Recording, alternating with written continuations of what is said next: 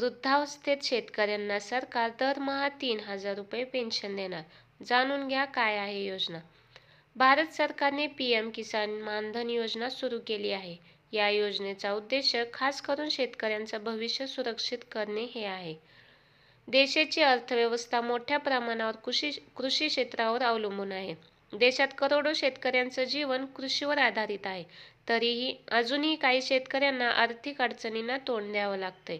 वयाच्या एका टप्प्यावर जेव्हा शेतकरी शारीरिकदृष्ट्या कमजोर होतात, तेव्हा त्यांच्याकडे पैसे कमवण्याचा काही स्रोत उरत नाही. या समस्येचा उपाय म्हणून भारत सरकारने पीएम किसान मानधन योजना सुरू केली आहे. या योजनेचा उद्देश खास करून शेतकऱ्यांचं भविष्य सुरक्षित करणे आहे. पीएम किसान मानधन योजनेत 18 ते 40 वर्ष वयाचे शेतकरी अर्ज करू शकतात.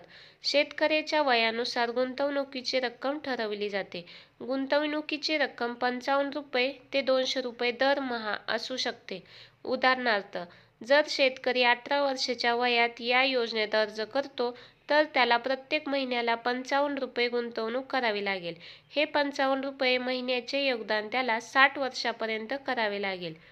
60 वर्षाच्या वयानंतर त्या शेतकऱ्याला दरमहा 3,000 रुपये पेन्शन मिळेल. पीएम किसान मानधन योजना फक्त लहान आणि सीमांत शेतकऱ्यांसाठी आहे. या योजनेचा लाभ त्याच शेतकऱ्यांना मिळतो ज्यांच्याकडे 2 हेक्टरपेक्षा कमी कृषी जमीन आहे. अर्ज करण्यासाठी आधार कार्ड, ओळखपत्र, बँक अकाउंट, पासबुक, पत्रव्यवहाराचा पत्ता, mobile number, passport size photo इत्यादी दस्तऐवज असणे आवश्यक आहे. या दस्तऐवजांशिवाय अर्ज रद्द होऊ शकतो. धन्यवाद.